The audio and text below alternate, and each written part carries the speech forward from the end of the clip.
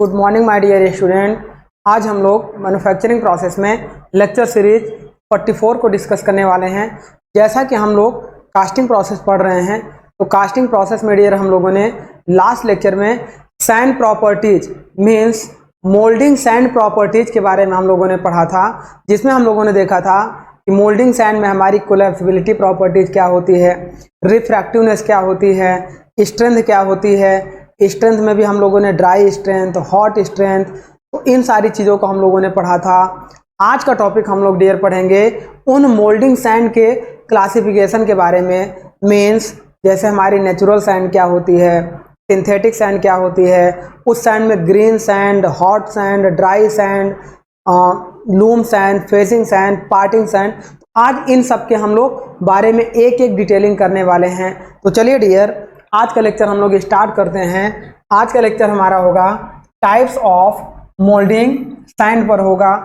अब देखिए dear, basic moulding sand को हम लोग according to their clay binding के अकॉर्डिंग, देखो अगर कोई क्ले बाइंडिंग नहीं होगा वो होगी नेचुरल सैंड।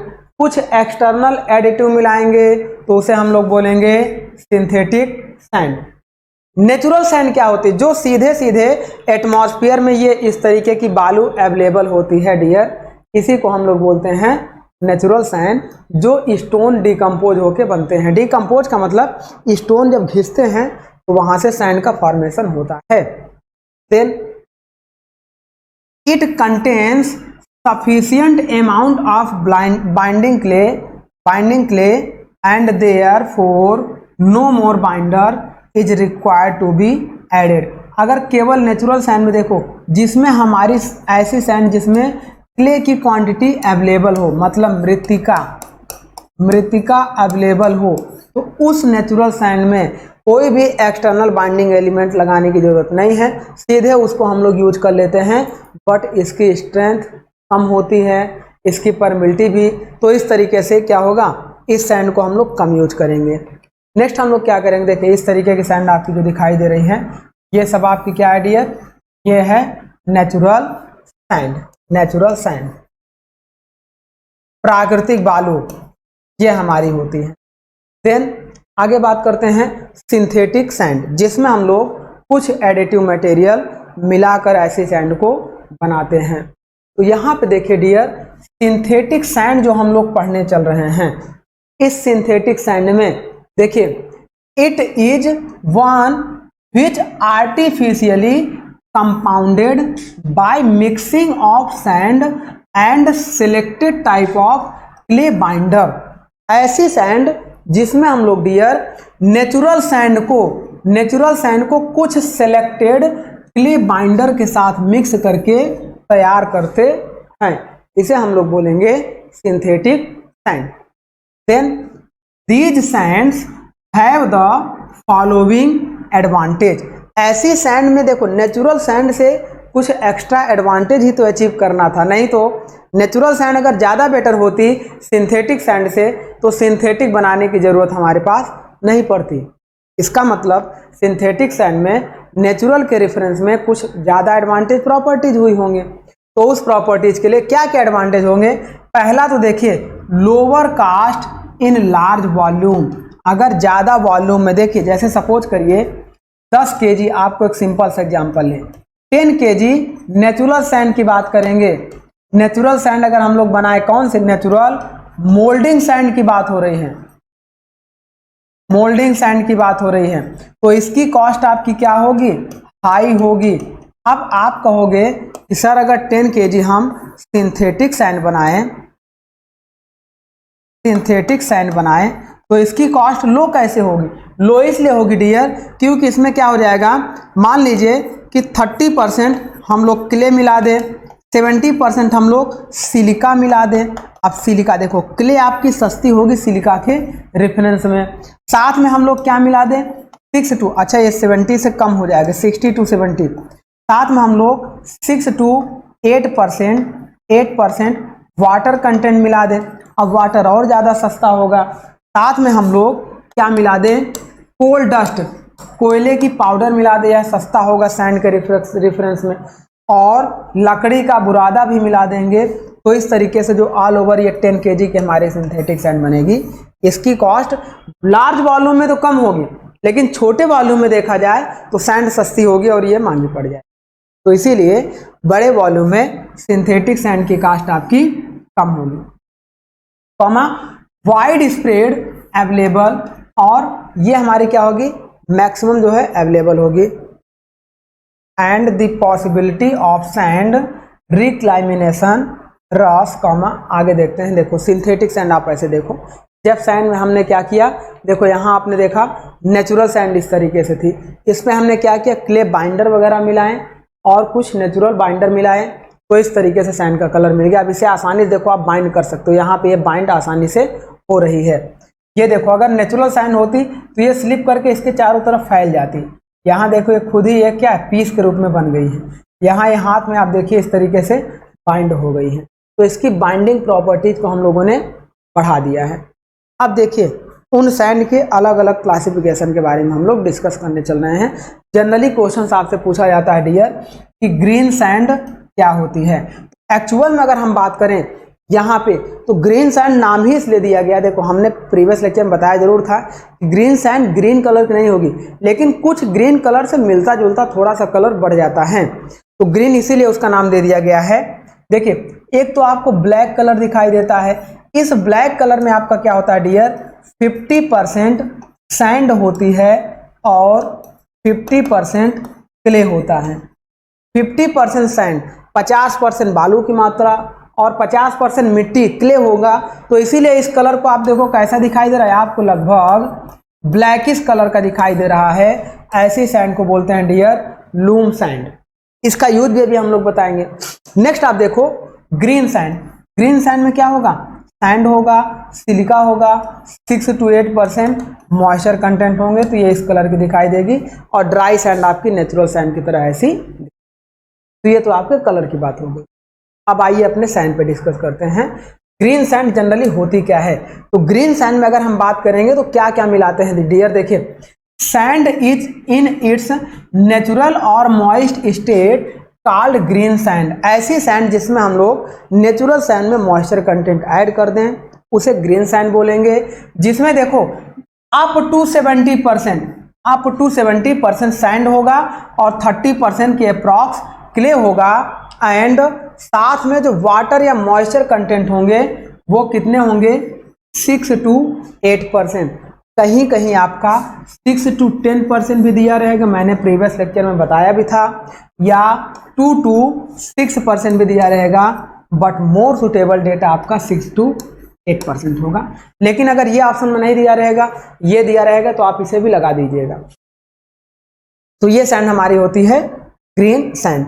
इसका यूज कहां पे करते हैं डियर, देखिए the green sand mould is use for small casting ferrous and non ferrous material.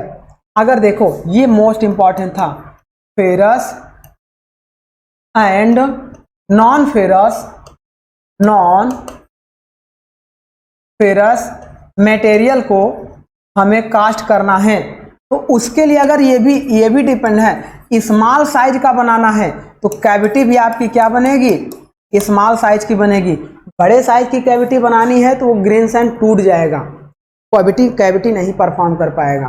तो इसीलिए ग्रीन सैंड का उपयोग स्मॉल साइज की कैविटी बनाने में फेरस और नॉन फेरस मटेरियल की कास्टिंग के लिए किया जाता है। इसमें जो कंपोजिशन ऑफ ग्रीन सैंड होता है, silica plus sand plus clay plus कुछ बाइंडर भी होते हैं, जैसे आगे देखोगे यहाँ पे हम कुछ बाइंडर भी यूज करेंगे, that means composition of green sand. तो अगर देखो क्ले की बात करेंगे, जैसे 70% सैंड अप टू होता है ये डियर, अप टू 70% एग्जैक्ट नहीं होता है, क्योंकि इन परसेंटेज को भी हमें ऐड करना है, और 30% आपका क्ले, अदरवाइज ये क्या हो जाए 100% तो यही हो जाएगा। तो इसका क्या मतलब हुआ, इसका मतलब ये है कि सैंड के परसेंटेज को रिड्यूस करते हैं, और हम लोग 75% अप टू होता है सिलिका।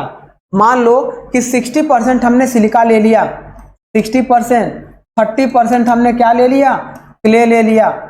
अब ये हो गया सिलिका प्लस क्ले प्लस अब ये 60 30 90% है, तो यहाँ पे 8% हम लोग ले लेते हैं वाटर कंटेंट प्लस 2% ये कोल डस्ट और ये सब मिलाकर हम लोग ले लेते हैं। तो इस तरीके से ये हम लोग इसका कंटेंट लेते हैं, तो ये हमारा क्या होता है, क्लास नहीं होता है। 6 to 8% ये हमारे क्या होते हैं, वाटर कंटेंट होते हैं। बेंटोनाइट पाउडर एक होता है डियर, उसके क्या होता है, एडहेसिव प्रॉपर्टीज को बढ़ाने के लिए बेंटोनाइट पाउडर यूज करते हैं। 2 to 5% एंड 5 to 10% आपका कोल डस्ट यूज करते हैं। तो मान लो 5% कोल डस्ट और 2% बेंटोनाइट पाउडर ले लिए, तो ऐसे देखो 5% कोल 2% बेंटोनाइट प्लस 6% अगर हम ले लें वाटर। अब इतने देखो, इतने कंपोजिशन तो मिला दिया हमने सैंड की स्ट्रेंथ को इंक्रीज करने के लिए, कोहेसिवनेस और एडहेसिवनेस को बढ़ाने के लिए। अब हमें बेस जो है सैंड और क्ले मिलाना है, तो इस कंपोजिशन का हमने मिनिमम क्वांटिटी रिक्वायर्ड किया था 5 to 7, 7 plus 6, 7 plus 6 13% हो गया। अब 100 में -13 करेंगे तो 87% हो गया डियर। इस 87 को आप चाहो तो आप ऐसे कर सकते हो, देखो 60 प्लस देखो 27, आप ऐसे भी कर सकते हो। 30% क्ले की जरूरत थी, 27% आप यूज कर दिए, 60% आपने सिलिका यूज कर दिया। तो इस कंपोजिशन को हम लोग उसी रेशियो में वेरिएट कराकर यूज कर ले। तो ये आपका होता है composition of green sand. Next बात करते हैं dear dry sand. Dry sand आपकी क्या होती है, ड्राई सैंड में मॉइस्चर की क्वांटिटी एलिमिनेट होती है, इसे लार्ज साइज कास्टिंग के लिए यूज किया जाता है। देखिए when the moisture from the green sand is evaporated by drying और baking after the mould is made is called dry sand mould. तो जब हम क्या करेंगे डियर कि ग्रीन सैंड के मॉइस्चर को एलिमिनेट कर देंगे, ग्रीन सैंड को हम लोग गर्म करेंगे हॉट मोल्टेन मेटल से, तो नमी एलिमिनेट हो जाएगी, उसे हम लोग ड्राई सैंड मोल्ड कहते हैं। या विदाउट ग्रीन सैंड हम केवल ड्राई सैंड की ही रैमिंग करें तो वो हमारी ड्राई सैंड कहलाएगी। और ड्राई सैंड हमारी क्या होती है, the dry sand mould have greater strength, rigidity and thermal stability beyond green sand. Green sand के रिफरेंस में ये जो हमारी होती है डियर ड्राई सैंड, इसकी स्ट्रेंथ ज़्यादा होगी, इसकी थर्मल स्टेबिलिटी ज़्यादा होगी ग्रीन सैंड के रिस्पेक्ट में। And it is used for large and heavy casting. ये चीज़ आपको याद रखना है कि क्वेश्चन आपसे पूछा जाएगा green sand is used for, option A देगा ferrous and non ferrous, ferrous and non ferrous, non ferrous small casting, comma B option देगा large casting, large size casting, comma C option आपका हो जाएगा dear medium size casting. ये रहेगा ferrous and non ferrous तीनों में दिखाई देगा, हम केवल लिखने के लिए शॉर्ट कर दे रहे हैं। Medium size casting and D option और आपको कंफ्यूज कर देगा ऑल ऑफ एबव। तो केवल और केवल जब माय डियर हम लोग क्या करेंगे ग्रीन सैंड यूज करेंगे तो ferrous and non ferrous small size casting के लिए यूज करेंगे। यही अगर ग्रीन की बजाय ड्राई सैंड कास्टिंग हो जाए, ड्राई सैंड कास्टिंग हो जाए तो ये हमारा होगा large and heavy size casting के लिए यूज किया जाए। ये हमारा हो गया। अब बात करते हैं लूम सैंड। अभी इनकी फिलिंग की भी बात करेंगे, कौन सैंड को कहां पे फिलिंग करते हैं। The loom sand consist of 50% clay, हमने बार बार बताया 50% आपका क्ले होता है प्लस 50% आपका क्या होता है सैंड होता है, यानी कि सिलिका होता है, सैंड या सिलिका होता है। ऐसी सैंड को कई बार क्वेश्चन इससे पूछा गया है, क्वेश्चन आपसे पूछा गया है लूम सैंड, ऐसे क्वेश्चन आपका है लूम, सैंड, हैव, ये क्वेश्चन आपका है 30% सिलिका प्लस, हम लोग अरेंज करते हैं 30% सिलिका प्लस 70% क्ले। नेक्स्ट आपका दे देगा इसी का जस्ट अपोजिट। एग्जामिनर भी समझता है कि आपका दिमाग किधर भाग सकता है। अगर दो सिमिलर ऑप्शन दिखाई देंगे तो आपको लगेगा कि इन दोनों में से कोई एक हो सकता है, क्योंकि तुक्का आदमी वहीं पे लगाता है, गेस वहीं पे करता है। जैसे दे दिया 70% क्ले प्लस 30% सिलिका। अब आपको लग रहा है कि सर या तो 30% वाला सही हो गया तो ये वाला, क्योंकि दोनों को पलट के दिया है। एग्जामिनर भी चालाक होता है, हमारे माइंड को रीड करता है। और एक बात और है कि अगर आपको गेस लगाना है, गेस यानी कि तुक्का लगाना है, तो जब आपको कोई भी क्वेश्चन ना आए तो आप पार्ट ए को कभी भी मैक्सिमम प्रोबेबिलिटी मत दीजिए। एग्जामिनर सोचता है कि पार्ट ए पे तो हर कोई समझ जाता है, इस पे हम नहीं आंसर देंगे। बी पार्ट पे उसे लगता है कि अच्छा अभी जस्ट बी पे अगर हम आंसर दे देंगे तो अभी रुकते हैं, थोड़ा सा और देर आगे बढ़ते हैं, तो मैक्सिमम प्रोबेबिलिटी होती है डी पार्ट के सही होने की, सॉरी सी पार्ट की। डी पार्ट पे नहीं, क्योंकि फर्स्ट और लास्ट को छोड़ता है और सेकंड में कहता है कभी थोड़ा सा रुकिए, आगे इसके आंसर को देते हैं। आपकी मैक्सिमम जो चांसेस होते हैं सी क्वेश्चन। अगर किसी भी एग्जाम में आप देखो, जो हम एनालिसिस बता रहे हैं, एनी एग्जाम के एनालिसिस बता रहे हैं, मैक्सिमम आपके या तो बी करेक्ट होंगे या सी। अब इन बी, कुछ ऐसे अपवाद वाले एग्जाम हैं, ऐसा नहीं हम कह रहे हैं, कुछ एग्जाम ऐसे होंगे कि जिसमें हो सकता है मैक्सिमम ए आंसर सही हुए हों, लेकिन बी और सी मैक्सिमम सही होंगे, और बी और सी में सबसे ज्यादा संख्या सी की होती है। ये एक साइकोलॉजिकल रिव्यू है, बस और कुछ नहीं है। आपको ये नहीं करना है, आपको ये पढ़ के लगाना है। ये क्या है कि गलत रास्ता है। चलिए आगे बढ़ते हैं। अब सी ऑप्शन आपका दे देगा 50% क्ले प्लस 50% सैंड, या सैंड या कह देगा सिलिका दे देगा। डी ऑप्शन दे देगा 60% क्ले आपका नहीं, 60% आपका देगा, ये क्ले नहीं देगा, 60% सैंड प्लस ये 50% क्ले सही था, 40% क्ले। आपका आंसर क्या हो जाएगा 50% सैंड प्लस 50% क्ले। इस तरीके से हमारी बनती है loam sand. It is used for blow moulding for large grey cast iron. Heavy grey cast iron की कास्टिंग के लिए हम लोग क्या करते हैं, loam moulding, LOAM, loam moulding of heavy grey cast iron casting में हम लोग यूज करते हैं लूम सैंड का। नेक्स्ट बात करते हैं डियर, देखिए सैंड लूम हम इस तरीके जब मिक्स करते हैं तो सिलिका होती है, मतलब सैंड होती है, ये सिल्ट कंटेंट होते हैं, और ये क्ले होते हैं। क्ले मतलब मृतिका, जो मिट्टी होती है। अब इन तीनों को हम लोग मिला देते हैं। देखो सिल्ट आपके सैंड में ही होते हैं, 50% इसको 50% इसको मिला देते हैं, हमारी बनती है लूम सैंड। चलिए नेक्स्ट बात करते हैं फेसिंग सैंड। अच्छा अब आप समझो डियर, देखिए ये मान लीजिए कि मोल्ड कैविटी हो जाए।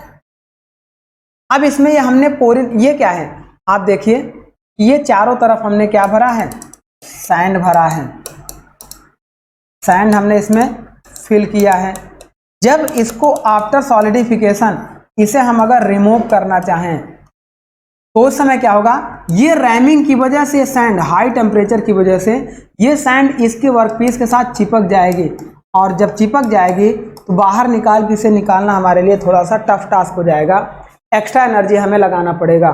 तो हम चाहेंगे कि ये वाली जो सैंड है इसके कौन सा, ये जो नियर द मोल्ड कैविटी ये जो सैंड है, ये सैंड हमारे क्या हो डियर, इस वर्कपीस के साथ चिपके ना। तो हम इसके चारों तरफ मोल्ड कैविटी में क्या करते हैं, एक बारीक सैंड की लेयर लगा देते हैं ताकि ये सैंड हमारी चिपके ना। इस बारीक लेयर को हम लोग बोलते हैं फेसिंग सैंड। यह एक सूखी सैंड होती है, जैसे रोटी बेलते समय हम लोग सूखे आटे को बेलन और रोटी के बीच में रख लेते हैं, और रोटी और चौके के बीच में, ताकि आटा हमारा दोनों के सरफेस पे ना चिपके। ये होता है। The sand which is use near the mould cavity, जो इस मोल्ड कैविटी के सबसे पास में सैंड यूज की जाती है डियर, ये वाली सबसे पास वाली सैंड जो यूज की जाती है, इस सैंड को हम लोग बोलते हैं facing sand with more clay and fine silica sand. उसमें क्या है, क्ले की क्वांटिटी ज्यादा होगी और सिलिका सैंड भी रहेगा, लेकिन कैसा, फाइन रहेगा। फाइन मतलब बारीक सिलिका कंटेंट। आप देखो आटे को बेलते हो तो क्या होता है, पतले आटे को आप लेयर के रूप में लगाते हो, तो सेम वही एग्जांपल यहाँ पे है। Is called facing sand. It comes contact with molten metal, यह डायरेक्ट मोल्टेन मेटल के साथ कॉन्टैक्ट में आएगी। When poured there for it must high strength and high reactiveness, यह सीधे सीधे हॉट मोल्टन मेटल के कांटेक्ट में आती है, इसीलिए इस सैंड में इसकी देखो स्ट्रेंथ भी हाई होनी चाहिए, साथ में यह हाई रिएक्टिव होना चाहिए, नहीं कि इस मोल्टन मेटल के टेम्परेचर से तुरंत रिएक्शन करके कुछ अदर प्रॉपर्टीज जनरेट करने लगे।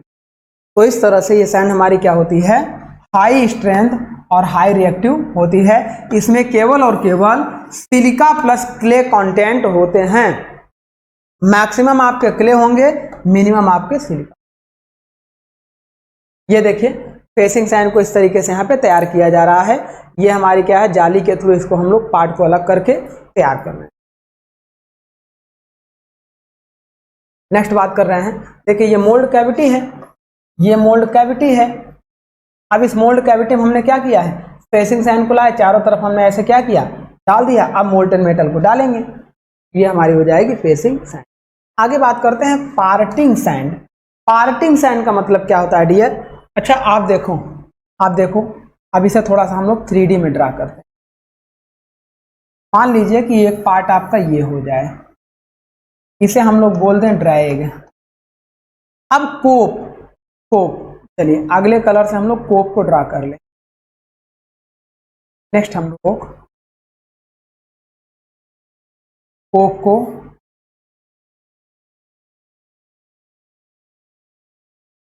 यह हम लोगों ने कोप को ड्रा कर लिया। अब यहां पे क्या होगा डियर, देखिए यह हम लोगों ने कोप को ड्रा कर लिया, ऊपर पार्ट को हम लोगों ने बोल दिया कोप और नीचे वाले पार्ट को ड्रैग बोल दिया। अब मोल्ड कैविटी हमारी यहाँ पे कहाँ बनेगी, देखिए मोल्ड कैविटी की बात करेंगे तो मान लीजिए ये हमारी मोल्ड कैविटी है। अच्छा देखिए जब हम इस कोप को ऊपर ले जाना चाहेंगे तो मोल्ड कैविटी के बाद जो ये बची हुई सरफेस है, ये जो बची हुई सरफेस है, देखो जब कोप को ऊपर ले जाएंगे, सिर्फ 2D में आपको दिखाते हैं, एक मिनट, इसे हम लोग 2D में इस तरीके से देखना पसंद करते हैं। ऐसा देखिए, मान लीजिए ये आपका देखो, ये आपका हो गया मोल्ड कैविटी। अब यहाँ पे देखो, अब ये सरफेस जब ये बाहर जाएगी, ऐसे देखिए जब हम लोग इसे बाहर ले जाएंगे, तो अब ये दो सरफेस आपस में कांटेक्ट कर रही हैं। ये भी आपका क्या है, सैंड है, ये भी आपका क्या है, सैंड है। तो दोनों सरफेस आपस में कांटेक्ट हो रही हैं। अब हम क्या करेंगे, जब इसे बाहर ले जाएंगे तो ये सैंड इसके साथ चिपक कर इसको भी बाहर ले जाने की कोशिश करेगी, ये सैंड चिपक कर इसको भी अपने साथ बाहर ले जाने की कोशिश। तो इस समय क्या होगा, इन दोनों के बीच में एक पहले ही हम क्या करते हैं, बारीक सीधी सिंपल सी बालू की क्वांटिटी को बिछा देते हैं, फिर उसके बाद और सैंड की लेयर लगाकर रैमिंग करते हैं, ताकि इस बॉक्स को जब बाहर ले जाएं कोप को तो यहाँ से आसानी से सेपरेट हो जाए। इसे बोलते हैं पार्टिंग लाइन। तो इस सरफेस पे जो हम सैंड का यूज करते हैं डियर, इस सैंड को हम लोग बोलते हैं पार्टिंग सैंड। इसका मतलब यहां पे देखिए, it is pure silica sand without clay and water which is use to avoid striking of the mould with other surface. दूसरी बात आपका क्या है कि पहला तो आपका क्या, कोप और ड्रैग को आपस में स्ट्राइक ना हो, इसलिए इसको यूज करते हैं। नेक्स्ट आपका क्या करते हैं कि अच्छा देखो, अब यहाँ पे देखो ये जो मोल्ड है, मोल्ड का मतलब हमारा क्या है, यहाँ पे हम लोग क्या बनाएंगे, एक कैविटी बनाने के लिए, इस मोल्ड कैविटी को बनाने के लिए मोल्ड का यूज करते हैं। अब ये मोल्ड आपका इस सैंड के साथ चिपके ना, तो उसके लिए हम लोग क्या करते थे, पहले तो यहाँ मोल्ड कैविटी जब मोल्टेन मेटल हम लोग डालेंगे, मोल्टेन मेटल प्योर करेंगे, तो पोर करने के बाद उस मोल्टेन मेटल की सरफेस के साथ ये वाली सैंड ना चिपके, उसके लिए हम लोग कौन सी सैंड यूज करते थे, फेसिंग सैंड। लेकिन अभी हम लोग जब यहाँ पे देखो, ये हम लोग यहाँ पे क्या रख रहे थे, पैटर्न। अब इस पैटर्न को रख के हम रैमिंग करेंगे, तो पैटर्न भी इस सैंड के साथ चिपक के बाहर आ सकता है। तो उस पैटर्न के चारों तरफ हम लोग क्या करते हैं, पार्टिंग सैंड का यूज करते हैं। इसके इस फेस पे ये देखो, यहाँ पे ये पूरा का पूरा हम लोग पार्टिंग सैंड का यूज कर रहे हैं। इसकी सरफेस के चारों तरफ हम लोग पार्टिंग सैंड का यूज कर रहे हैं। तो ये हमारी होती है ये वाली सरफेस। देखो ये वाली जो ये आप देख रहे हो, ये सरफेस क्या है कि जब इसके ऊपर एक बॉक्स सिमिलर रखेंगे, आपस में स्ट्राइक ना हो, इसके ऊपर एक लेयर लगा देंगे सूखी बालू की सैंड की, उसे हम लोग बोलते हैं पार्टिंग सैंड। नेक्स्ट बात करते हैं बैकिंग और फ्लोर सैंड। अच्छा आप देखो डियर, अगर बड़े साइज की कास्टिंग बनानी हो तो उस समय हम लोग क्या करेंगे, मान लो कि ये साइज हमारा बहुत बड़ा था। अब यहाँ पे हमारा क्या है, मोल्ड कैविटी है। अब इसके चारों तरफ देखो ये सैंड भरनी है, ये चारों तरफ हमारी क्या है डियर, सैंड भरनी है। अब ये सैंड की जो फिलिंग हमें करनी है, ये जो सैंड की फिलिंग करनी है, आप ये समझो कि यहाँ पे इसके चारों तरफ हमें हाई स्ट्रेंथ सैंड की रिक्वायर्ड होगी, हाई रिएक्टिव सैंड की रिक्वायर्ड होगी, लेकिन इस सैंड की कॉस्ट आपकी क्या होगी, हाई होगी। तो हम क्या करेंगे, इस मोल्डिंग फ्लॉक्स के नियर, सॉरी मोल्ड कैविटी के नियर आप क्या करोगे, कुछ हाई कॉस्ट वाली सैंड को यूज करोगे, और बाकी के जो सरफेस बचेगी यहां से लेके यहां तक, यहां पे आप इससे थोड़ा सा लोअर कॉस्ट की सैंड को फिल कर दोगे। उसकी कॉस्ट को कम करने के लिए लोअर प्रॉपर्टीज वाली सैंड को यहां फिल कर दोगे, क्योंकि इसका कम एक्शन होगा, इसका ज्यादा एक्शन होगा, क्योंकि यह डायरेक्ट मोल्टेन मेटल के कांटेक्ट में। तो इस तरीके से क्या होगा, ये वाली जो सैंड है, देखो कौन से, हमारा ये है पोरिन बेसिन, सॉरी हमारा ये क्या है, मोल्ड कैविटी के दूर और मोल्डिंग फ्लॉक्स के पास हम कौन सी सैंड का यूज करते हैं, बैकिंग सैंड का यूज। तो ये हमारा होता है। देखिए, the sand which is used near the mould flask, ये मोल्ड फ्लास्क के नियर इस सैंड का यूज करते हैं, नियर द मोल्ड फ्लास्क। ये वाली जो हमने कलर किया इसी को हम बोलते हैं बैकिंग सैंड। और क्यों करते हैं, away from the mould cavity, और मोल्ड कैविटी से दूर करते हैं, मोल्ड कैविटी से दूर और मोल्डिंग फ्लास्क के नजदीक करते हैं। तो ये देखिए, with less moulding sand properties, इसकी प्रॉपर्टीज लो रखेंगे इससे, जिससे इसकी कॉस्ट कम हो जाएगी, और इसका यूज होगा to support the mould is known as mould sand.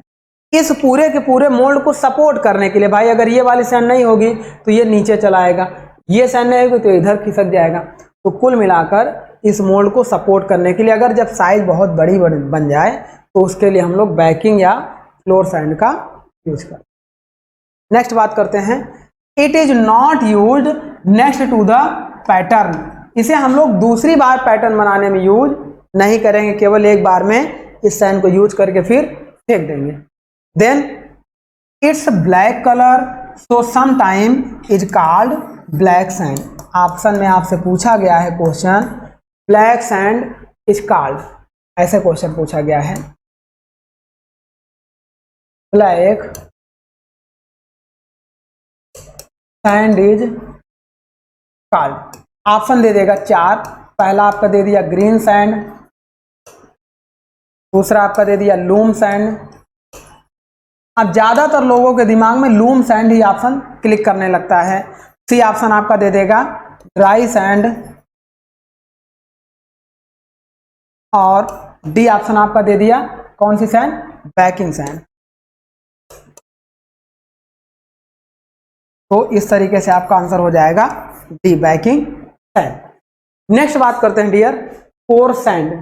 अच्छा, कोर क्या होती है, हॉलो कैविटी प्रोड्यूस करने के लिए, किसी भी सॉलिड कास्टिंग में हॉलो कैविटी प्रोड्यूस करने के लिए हम लोग कोर का यूज करते हैं, और उस कोर को बनाने के लिए या तो मेटल का यूज करेंगे तो मेटालिक कोर कहलाएगा, और अगर सैंड का यूज करेंगे तो कोर सैंड कहलाएगा। तो उस कोर को बनाने के लिए जिस सैंड का यूज करते हैं उसे कोर सैंड कहते हैं। इसे हम लोग ऑयल सैंड के नाम से भी जानते हैं। तो यहाँ पे देखिए dear, a sand used for the preparation of the core is called core sand. Core को बनाने के लिए जिस सैंड का यूज करेंगे उसे कोर सैंड कहेंगे। It is sometime called oil sand, कुछ मतलब इसे हम लोग ऑयल सैंड के नाम से भी जानते हैं। इसमें जो बाइंडर यूज करते हैं, देखिए पहले तो ऑयल प्लस बाइंडर होते हैं, और बाइंडर में क्या होते हैं, sand plus oil plus binder होते हैं, और बाइंडर में क्या होते हैं, डेक्सट्रीन कामा लिंसेड ऑयल कामा मोलासेस ऑर्गेनिक कंपाउंड यूज किए जाते हैं।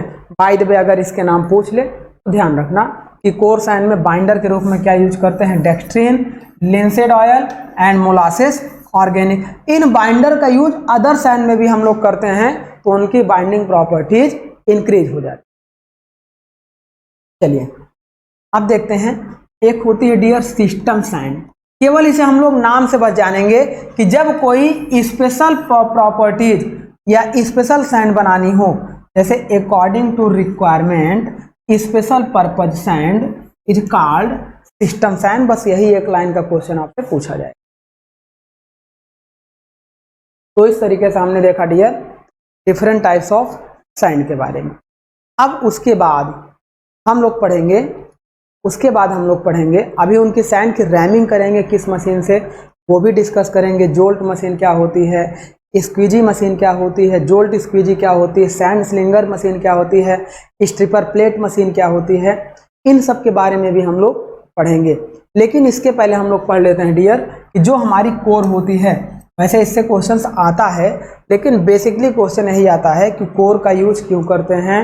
तो कोर का यूज सॉलिड कास्टिंग में हॉलो कैविटी प्रोड्यूस करने के लिए करते हैं। सेकंड पूछता है कि कोर किस मटेरियल की बनाई जाती है, तो मेटल की भी बनाई जाती है, सैंड की भी बनाई जाती है। थर्ड पूछता है कोर को सपोर्ट करने के लिए किसका यूज करते हैं, तो कोर को सपोर्ट करने के लिए हम लोग कोर प्रिंट का यूज करते हैं, और कोर को सपोर्ट करने के लिए चैपलेट का यूज करते हैं। ये हमारे। अब यहाँ देखो, core is a body made of refractive material sand और metal. Core has been less frequently used. तो हम लोग क्या करते हैं, सैंड या मेटल का यूज करते हैं कोर को बनाने। Which is set into the preparation of mould before closing and pouring it for forming the hole recess. देखो इसका मतलब ये है कि केवल आप इतना समझो, जैसे ये मोल्ड कैविटी थी, अब इसमें हमने कोर लगाया। अब ये मोल्टन मेटल जब इसमें फिल होगा तो इस कोर को हाई रिफ्रैक्टिव टेम्परेचर का होना चाहिए। ये नहीं कि इस मोल्टन मेटल से रिएक्ट करके अपनी प्रॉपर्टीज को कम करने लगे, टूटने लगे, गलने लगे, या अपने साइज को एक्सपेंड करने लगे। तो इसकी स्ट्रेंथ भी हाई होनी चाहिए, हाई रिफ्रैक्टिवनेस भी होना चाहिए। तो ये सारी प्रॉपर्टीज होनी चाहिए अपने कोर में। अब देखो कोर में हम क्या करते हैं, additive used in moulding sand. पहले ये देख लेते हैं कि मोल्डिंग सैंड में कौन कौन से एडिटिव यूज करते हैं और उन एडिटिव से क्या क्या एडवांटेज। एडिटिव क्या क्या, जैसे पहले एडिटिव की बात करें, वुड और फ्लोर और साडस्ट, जिसे लकड़ी का बुरादा बोलते हैं। तो लकड़ी का बुरादे को हम लोग क्यों यूज करते हैं, किसी भी सैंड में उसकी ग्रेन स्ट्रेंथ को इंप्रूव करने के लिए, एंड कोलैप्सिबिलिटी तो मैंने आपकी बताई ही थी। तो कोलैप्सिबिलिटी कब यूज होगी, जब लकड़ी का बुरादा मोल्टन मेटल के कांटेक्ट में आएगा, गर्म होकर बर्न हो जाएगा, बर्न होकर राख बनेगी, वो राख आपकी क्या होगी, स्लिप करेगी सैंड को, वो क्या करेगा, कोलैप्सिबिलिटी को इंक्रीज करेगा। और साथ में लकड़ी के बुरादे में नमी होती है, तो उस नमी की वजह से उस सैंड की ग्रीन स्ट्रेंथ को इंप्रूव। नेक्स्ट बात करते हैं स्टार्च एंड डेक्सट्रिन। स्टार्च और डेक्सट्रिन क्या होते हैं डियर, देखिए, these are the organic binder, ये सारे हमारे ऑर्गेनिक बाइंडर होते हैं। इनका यूज करते हैं improve the resistance to deformation of the mould and improve the skin hardness. तो ये जो मोल्ड कैविटी बनेगी, इस मोल्ड कैविटी की सरफेस की हार्डनेस को बढ़ाने के लिए और इस मोल्ड कैविटी की डिफॉर्मेशन रेजिस्टेंस यानी टूटने यानी स्ट्रेंथ को स्ट्रॉन्ग करने के लिए स्टार्च और डेक्स्ट्रिन का यूज करते हैं। नेक्स्ट देखते हैं iron oxide and aluminium oxide Fe2O3। देखिए iron Fe2O3 and aluminium oxide का यूज करते हैं केवल और केवल hard strength of green sand. अगर ग्रीन सैंड में हार्डनेस को ज़्यादा इंप्रूव करना है तो कुछ पाउडर फॉर्म में हम लोग क्या करेंगे, आयरन ऑक्साइड या एल्यूमिनियम ऑक्साइड को मिला देंगे। नेक्स्ट बात करते हैं कोल डस्ट, कोयले के पाउडर, सी कोल समुद्री कोयले एंड सिलिका फ्लोर, जो सिलिका फ्लोर, इन तीनों का यूज केवल और केवल, देखो ये तीनों एक कार्बोनियस मटेरियल होते हैं, सबसे ज्यादा कार्बन की क्वांटिटी इसमें होगी, जिसका यूज केवल और केवल सरफेस फिनिश को बढ़ाने के लिए करते हैं। इस मोल्ड कैविटी की हाई सरफेस फिनिश अचीव करने के लिए, ताकि मोल्टेन मेटल आए, जितना ज़्यादा इसकी सरफेस अच्छी होगी उतना ही मोल्ड हमारा सॉलिडिफिकेशन के बाद हाई सरफेस फिनिश प्रोड्यूस करेगा। तो ये हमारा हो गया। इसका मतलब हम लोग coal dust, sea coal and silica powder का यूज करेंगे। देखो ये सारे these are the carbonaceous material which are used in the moulding sand to improve surface finish and resistance to metal penetration. Metal penetration मतलब hardness, इसकी hardness को भी बढ़ाएगा। मेटल पेनिट्रेट करे, जैसे हम इसमें ऐसे पेनिट्रेट करें तो यह इसे रजिस्ट करेगा, तो इसे हम लोग बोलेंगे, इस प्रॉपर्टीज को बोलेंगे हार्डनेस। तो ये सारे प्रॉपर्टीज को कोल डस्ट। आगे बढ़ते हैं, देखें कैरेक्टरिस्टिक ऑफ कोर। कोर के देखो ये वाला जो टॉपिक था ये इंपॉर्टेंट था, इससे क्वेश्चंस आपके बनते हैं। सीधे यही आंसर मतलब यही टॉपिक दे दिया जाता है कि अगर हम वुड फ्लोर या सॉडस्ट मिलाएं किसी सैंड में तो कौन सी प्रॉपर्टीज इंक्रीज होगी, तो कौन सी, ग्रेन स्ट्रेंथ बढ़ेगी और कोलैप्सिबिलिटी बढ़ेगी।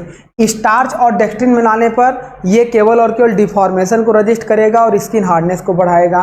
साथ में कोल डस्ट, सीक फ्लोर और सिलिका फ्लोर मिलाने पर मटेरियल क्या करेगा, सरफेस फिनिश बढ़ेगी और हार्डनेस भी बढ़ेगा क्योंकि पेनिट्रेशन को रजिस्ट करेगा।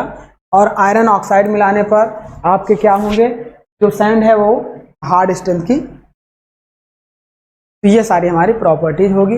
अब इसके बाद हम लोग कैरेक्टरिस्टिक ऑफ कोर के बारे में पढ़ते हैं कि कोर को तो हमने बताया कि मोल्ड कैविटी में हम लोग सॉलिड कास्टिंग में हॉलो कैविटी प्रोड्यूस करने के लिए कोर का यूज करते हैं। ऐसा नहीं है कि केवल कोर का ही यूज करके हॉलो कैविटी प्रोड्यूस कर लेते हैं। अगर हॉलो सिलेंड्रिकल पाइप बनाना हो तो हम लोग वहां पर क्या करते हैं, सेंट्रीफ्यूगल कास्टिंग के थ्रू बना लेते हैं। सेंट्रीफ्यूगल, ट्रू सेंट्रीफ्यूगल या सेमी सेंट्रीफ्यूगल कास्टिंग के थ्रू भी बना लेते हैं। वहां पे क्योंकि बहुत बड़े कोर की आवश्यकता होगी तो उतने बड़े कोर को ना लगा के सीधे एक हॉलो सिलेंडर का ट्यूब लेंगे, उसमें मोल्टेन मेटल डाल के घुमाएंगे तो एक पाइप हमें। नेक्स्ट देखिए फॉलोइंग प्रॉपर्टीज, क्या क्या कोर में प्रॉपर्टीज होनी चाहिए। पहली प्रॉपर्टीज तो ये होनी चाहिए, core must have dry strength और capable being handle after during. देखो ये कोर जो आपका लगेगा इस मोल्ड कैविटी में, यह डायरेक्ट हॉट मोल्टेन मेटल के कांटेक्ट में आएगा, इसीलिए इसकी ड्राई स्ट्रेंथ बहुत होनी चाहिए। ग्रीन स्ट्रेंथ नहीं होनी चाहिए क्योंकि सीधे मोल्टेन मेटल के कांटेक्ट में आएगा तुरंत सूख जाएगा, इसीलिए ड्राई सैंड कोर यहाँ यूज करेंगे। और इसकी स्ट्रेंथ ज़्यादा होनी चाहिए। Then it must be able to withstand force of molten metal. अब ये जो मोल्टेन मेटल यहाँ से आएगा तो ये कुछ फोर्स इसके ऊपर प्रोड्यूस करेगा, कुछ बॉयंसी फोर्स इस पे लगेंगे, तो नेट रेजिस्टेंस फोर्स आपका क्या होगा, ऊपर से लगने वाला कोर का वेट और नीचे से लगने वाला बॉयंसी वेट के रिजल्टेंट फोर्स को नेट फोर्स बोलेंगे। तो नेट फोर्स आपका मिनिमम होना चाहिए और उस मिनिमम फोर्स को ये कोर आपका क्या करे, बियर कर सके या रजिस्ट कर सके। तो ये हमारी हो जाएगी कोर की property. It should produce minimum amount of gas when the contact with molten metal. अब देखो अगर इसके अंदर कुछ मॉइस्चर कंटेंट होंगे तो यह सीधे हॉट मोल्टेन मेटल के कांटेक्ट में आएगा, तुरंत गर्म करके गैस बनाएगा और यह लिक्विड के अंदर बैठा हुआ है, चारों तरफ लिक्विड भरा है, तो गैसेस बाहर निकलना कठिन हो जाएगा। तो हम चाहेंगे कम से कम गैसेस प्रोड्यूस करे या ना प्रोड्यूस करे, लेकिन ऐसा तो कोई कोर नहीं है जिसमें गैस प्रोड्यूस ना हो। तो हमारी रिक्वायरमेंट है कि मिनिमम गैस को प्रोड्यूस करे। नेक्स्ट बात करते हैं, it should be high refractive and able to withstand high temperature of molten metal. यह ऐसा होना चाहिए कि हाई टेम्परेचर पर अपने शेप और साइज को ना चेंज करे और उस टेम्परेचर को बियर कर सके। तो ये हमारी प्रॉपर्टीज होनी चाहिए। इट शुड मोर परमिएबल होना चाहिए and surface of core should be smooth रहेगी, तभी तो जो होल वगैरह बनेंगे वो हमारे क्या होंगे, बहुत स्मूथ या प्लेन सरफेस फिनिश होल हमारे प्रोड्यूस होंगे। एंड एज इम्प्रूव या as provide good surface finish of the casting. तो हमारे कोर की जो सरफेस फिनिश है वो बेटर होनी चाहिए, इस तरीके से इसको हम बनाते हैं। तो नेक्स्ट आप देखिए कोर मेकिंग प्रोसेस, कोर को हम लोग कैसे बनाते हैं। तो सिंपल सी बात है डियर, जब हमें किसी कोर को बनाना है तो पहले हम ये चेक करेंगे कि सॉलिड कास्टिंग में किस टाइप की कैविटी चाहिए, कैविटी शेप। फर्स्ट हमें कैविटी शेप रिक्वायर्ड होगा। अब उस शेप ऑफ कैविटी में ही हम लोग क्या करेंगे, सैंड को फिल करेंगे और फिल करने के बाद देखो फर्स्ट हमारा क्या, core are made in simple wooden metallic और प्लास्टिक कोर बॉक्स। तो सबसे पहले हमें कैविटी रिक्वायर्ड होगी। उस कैविटी के लिए हम या तो क्या करेंगे, प्लास्टिक का बॉक्स यूज करेंगे, मेटल का बॉक्स यूज करेंगे या लकड़ी का बॉक्स यूज। अगर हमें सैंड की कोर बनानी है तो, और मेटल की बनानी है तो सीधे कास्टिंग करके बना लेंगे। तो यहाँ पे हो जाएगा कोर बनाने के लिए लकड़ी, मेटल या प्लास्टिक के बॉक्स का यूज करेंगे इस हॉलो कैविटी को बनाने के लिए।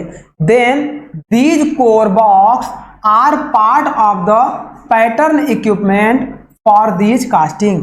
अब इन जो बॉक्सेस को बनाएंगे ये बॉक्स हमारे क्या होंगे, एक पैटर्न की तरह ही काम करेंगे, सांचे की तरह काम करेंगे। अब उस पैटर्न में द कॉम्प्लिकेटेड शेप में required support the sand and then after हम लोग क्या करेंगे, simple method of the core making is similar to that of mould making, sand mix and rammed into the core box. अब ये हमने क्या किया, ये डिफरेंट टाइप्स ऑफ शेप ले लिया, ये शेप ले लिया, इस पे हमने मोल्डिंग सैंड भरा और इसको रैमिंग कर दिया। रैमिंग करके सैंड बाहर निकालेंगे। देखो इसे और सिंपल आप देखो, मान लो ये हमने ले लिया एक शेप और ये ले लिया हमने एक दूसरा शेप, दोनों को आपस में हमने सटा दिया, इस तरीके से पास में कर दिया और अंदर हमने क्या कर दिया, सैंड को फिल कर दिया। फिल करने के बाद रैमिंग किया तो ये एक सिलेंड्रिकल कोर हमारी तैयार हो जाएगी। यही सिंपल सा कोर मेकिंग प्रोसेस होता है। ये जो बॉक्स होगा, ये बॉक्स आपका या तो लकड़ी का बनेगा, मेटल का बनेगा या प्लास्टिक का बनेगा। देन आगे बात करते हैं। देखो जो हम सैंड को, अगर इस कोर को बनाना है तो आपका हार्ड स्ट्रेंथ का होना चाहिए, तो उसे हम लोग मैनुअली की बजाय न्यूमेटिक रैमर या हैमर द्वारा रैमिंग करते हैं। ये वो हमारे क्या होंगे, लकड़ी के रैमर से हाथ से रैमिंग करेंगे, और ज़्यादा स्ट्रेंथ हैवी साइज की कोर बनानी है तो न्यूमेटिक या हाइड्रोलिक रैमर द्वारा रैमिंग करते हैं, कुटाई जिसे हम लोग बोलते हैं। Next, the core are removed from the core box. Ramming करने के बाद कोर बॉक्स से कोर को निकाल लेते हैं और प्लेस्ड इन मेटल ट्रे, किसी मेटेलिक ट्रे में हम लोग उसे रख देते हैं। And are baked in an oven, और किसी फर्नेस में हम इसे ले जाकर क्या करते हैं, हीट करते हैं। कब तक? सुटेबल टेम्परेचर तक, सुटेबल टेम्परेचर तक। जब हमने क्या किया, उस कोर बॉक्स में सैंड को रखा, रैमिंग किया, ये कोर तैयार हो गई। इस कोर को हम लोग मेटेलिक ट्रे में रखेंगे, फिर उस पूरे ट्रे को ही ले जाकर, मान लीजिए कि ये हो गया आपका मेटेलिक ट्रे।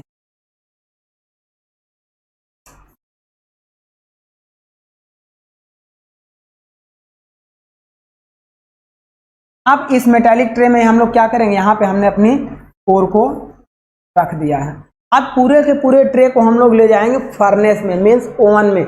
वहां पे हम लोग क्या करेंगे, एक सुटेबल टेम्परेचर लगभग 150 डिग्री से 400 डिग्री सेंटीग्रेड तक टेम्परेचर पे इसे हम लोग हीट करेंगे, और कुछ टाइम बाद वहां से इसे बाहर निकाल लेंगे। फॉर द रिक्वायर्ड ड्यूरेशन, कुछ टाइम तक, जैसा इसका साइज होगा वो डिपेंड करेगा इसके साइज के ऊपर कि कितने टाइम तक इसको हम लोग वहां पे होल्ड करेंगे। देन आफ्टर फर्नेस से बाहर निकाल लेंगे, और बाहर निकालने के बाद द सोर्स ऑफ हीट में be burning of gas, oil, coke और इलेक्ट्रिक फर्नेस।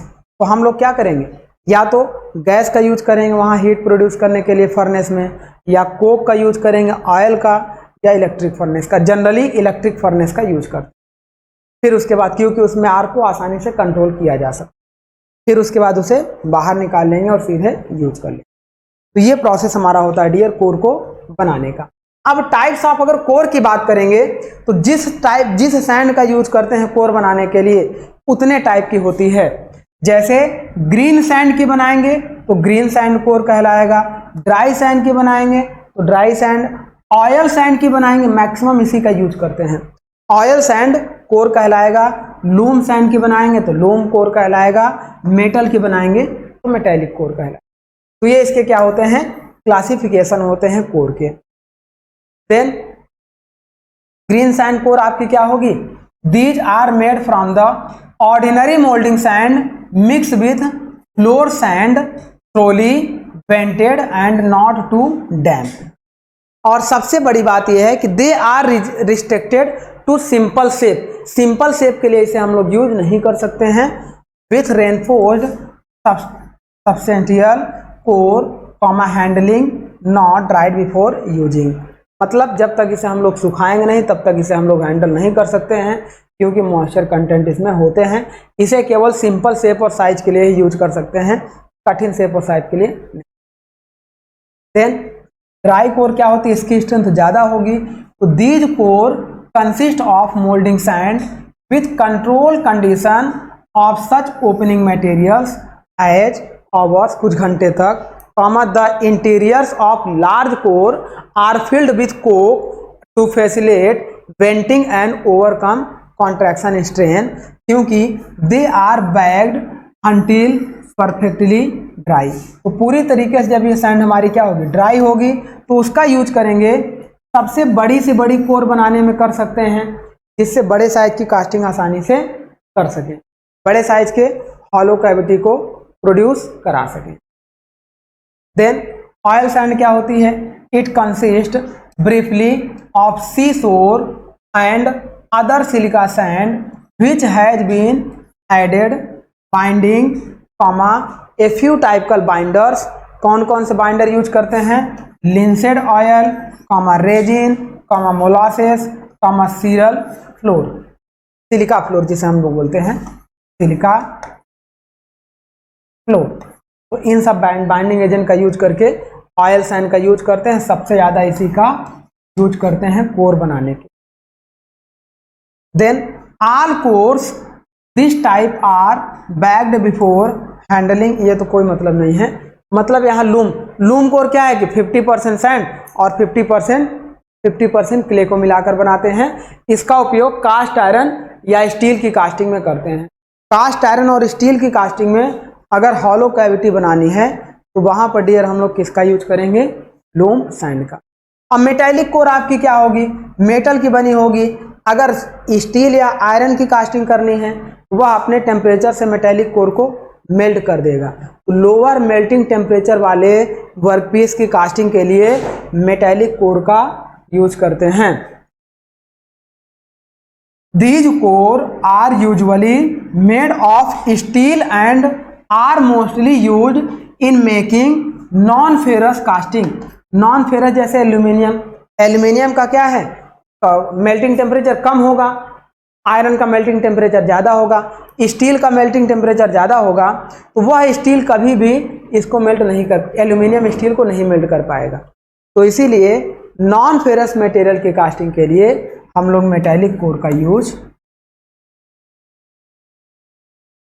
अच्छा देखिए, ये चीज़ मैंने आपको बता रखी थी कि साडस्ट, वुडन फ्लोर, लिंसेड ऑयल और कोल डस्ट आपका किस लिए यूज करते हैं। कोल डस्ट आपका क्या है, सरफेस फिनिश को यूज करता है, और साडस्ट आपका क्या है, कोलैप्सिबिलिटी, परमेबिलिटी को भी इंक्रीज करता है। साथ में जब यह बर्न हो जाता है तो कोलैप्सिबिलिटी को तो इंक्रीज करेगा, सरफेस हार्डनेस को भी बढ़ाता है। लिंसेड ऑयल का यूज करते हैं इंक्रीज स्ट्रेंथ एंड हार्डनेस के लिए। Linseed oil and dextrin molasses का यूज करते हैं हार्डनेस और स्ट्रेंथ को इंक्रीज करने के कॉमा। अच्छा देखिए, अगर कोर को यूज के अकॉर्डिंग देखें डियर, ये जो कोर हम लोग यूज करते हैं यूज के अकॉर्डिंग देखें तो यहाँ पे देखिए यूज के अकॉर्डिंग, जैसे मान लो कि ये मोल्डिंग बॉक्स है। अब यहाँ पे देखो ये जो कोर हम लोग यूज कर रहे हैं, मान लो यहाँ पे हम लोग ऐसी कोर यूज कर रहे हैं, तो ये हमारी हॉरिजेंटल एक्सिस में यूज की जा रही है, इसे बोलते हैं हॉरिजेंटल कोर। अगर यही कोर हमारी इस तरीके से हम लोग यूज करते डियर, ये हमारी कहलाती वर्टिकल कोर। बैलेंस कोर का मतलब क्या है कि बैलेंस कोर का मतलब ये किसी भी एक्सिस पे इस पे बैलेंस हो, और इसको बैलेंस करने के लिए यहाँ पर चैपलेट एंड कोर प्रिंट का यूज करेंगे। देन कवर कोर, कोर के ऊपर कुछ हम लोग लेयर लगाएंगे, handling core and wing core. तो ये सारे हमारे कोर के, इन सबसे बस केवल इसके क्लासिफिकेशन पूछे जाएंगे, इसके यूज नहीं पूछे जाएंगे। तो इस तरीके से हम लोग क्या करेंगे, इतने टाइप की कोर हम लोग यूज करते हैं। मतलब देखिए according to their position of the core in mould, mould cavity में कितने पोजीशन से हम लोग कोर को रख सकते हैं। हॉरिजेंटल कंडीशन में रख सकते हैं, vertical, balance position, cover core, handling core and wing core. अब कोर को सपोर्ट करने के लिए हमें किसकी जरूरत पड़ती है, कोर प्रिंट की जरूरत पड़ती है। कोर प्रिंट क्या होते हैं डियर, जैसे मान लो कि ये हॉलो कैविटी हो, अब इस हॉलो कैविटी में आपने देखा कि एक और हमने कैविटी बना दी। अब इस कैविटी में देखो, ये जो कैविटी हमने बनाई ये थोड़ा सा गड़बड़ बना,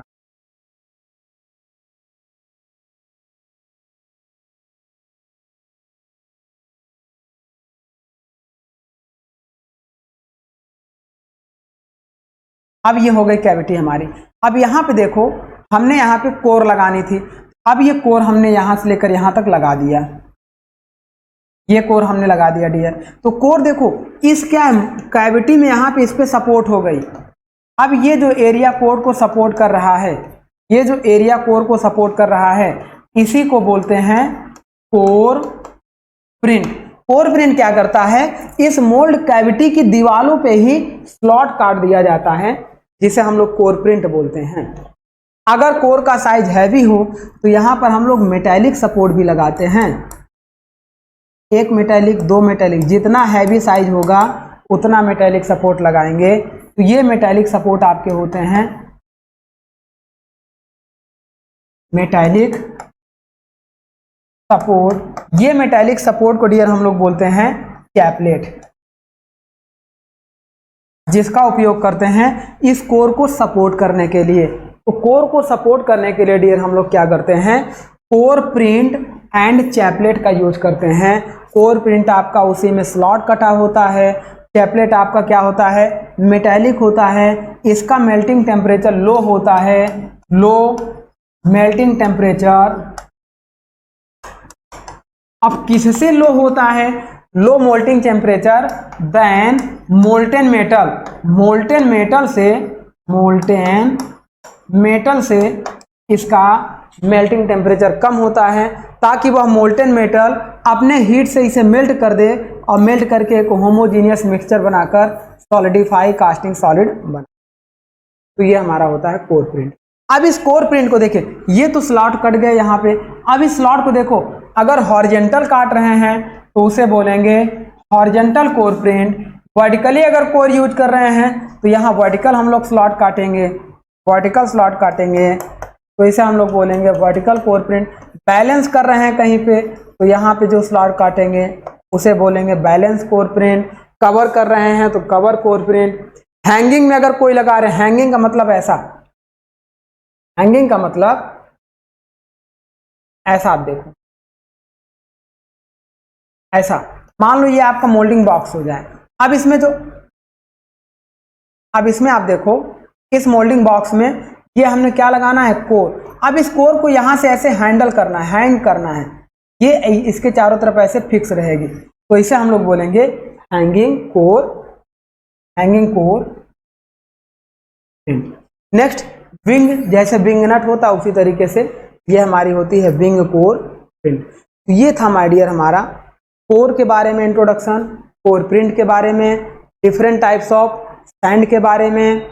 अब हम क्या करेंगे डियर, नेक्स्ट लेक्चर में ये भी लेक्चर हमारा इंपॉर्टेंट था, इससे भी क्वेश्चन आता है, सैंड की प्रॉपर्टीज से आता है और सैंड के कंपोजिशन से आता है। ग्रीन सैंड में क्या क्या कंपोजिशन होता है, उसका यूज कहाँ करते हैं, ड्राई सैंड क्या होती है, लूम सैंड क्या होती है। नेक्स्ट लेक्चर हम लोग क्या करेंगे डियर, एक इंपॉर्टेंट लेक्चर होगा मोल्डिंग मशीन। मोल्डिंग मशीन में आपसे पूछा जाएगा कि हैंड मोल्डिंग मशीन क्या होती है, पावर मोल्डिंग मशीन क्या होती है। इसमें तो क्वेश्चन बनते हैं, ये तो आसान है। क्वेश्चन ये पूछता है कि जब हम लोग देखो, ये मान लो मोल्ड हो गया कैविटी, अब जब सैंड की रैमरिंग करते हैं तो यहां से लेकर यहां तक यूनिफॉर्म हार्डनेस होनी चाहिए, स्ट्रेंथ हर जगह सेम होनी चाहिए, यहां से यहां तक। मोल्ड कैविटी से मोल्डिंग फ्लास्क तक स्ट्रेंथ यूनिफॉर्म होनी चाहिए, लेकिन ऐसा नहीं होता है।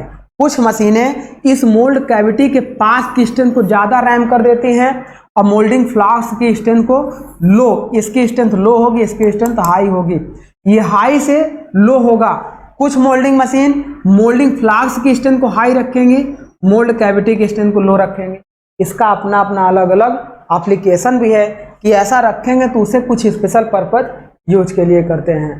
तो इस तरीके से हम लोग पढ़ेंगे पावर मोल्डिंग मशीन, जैसे जोल्ट मशीन क्या होती है, स्क्वीजी मशीन क्या होती है, जोल्ट स्क्वीजी मशीन क्या होती है, sand slinger, diaphragm moulding machine and stripper plate machine, जो कुछ इस तरीके की शेप के हम लोग पढ़ेंगे। तो आज का लेक्चर माय डियर हम लोग क्या करेंगे, यहीं पे स्टॉप करेंगे और नेक्स्ट लेक्चर में हम लोग इन सारे टॉपिक को अच्छे से कवर करेंगे। तो चलिए माय डियर, आज का टॉपिक यहीं पे एंड करते हैं। Thank you my dear.